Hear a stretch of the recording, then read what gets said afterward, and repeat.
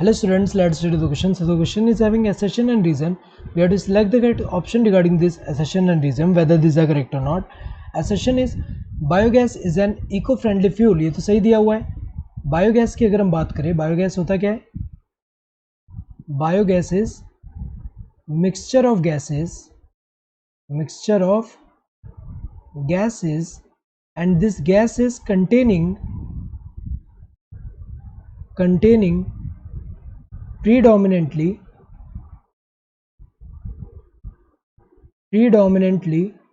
Methane.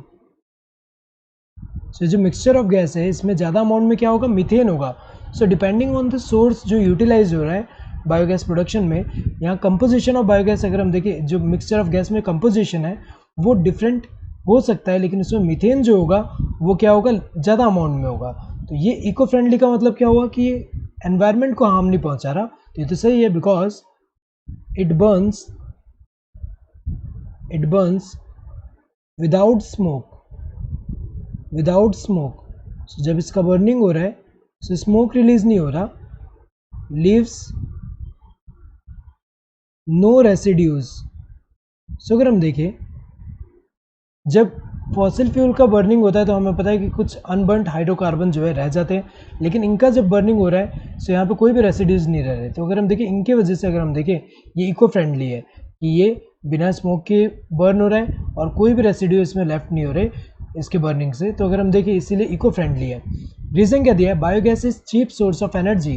तो अगर देखा जाए ये स्टेटमेंट तो सही है, ये चीप सोर्स ऑफ एनर्जी है as compare to fossil fuel. लेकिन यहाँ पे अगर हम देखें ये जो होता है यहाँ पे, ये रीज़न करेक्ट एक्सप्रेशन नहीं है कि चीप सोर्स ऑफ एनर्जी है इसलिए इको फ्रेंडली है. इको फ्रेंडली का मतलब क्या होता है कि एनवायरनमेंट जो है उसको हार्म नहीं पहुँचा रहा. तो अगर देखा जाए ये दोनों करेक्ट है, but reason is not a correct expression of assertion. Both assertion and reason are true and reason is the correct expression of assertion. तो ये जो है ये तो गलत दिया हुआ है क्योंकि reason correct expression ही है assertion का.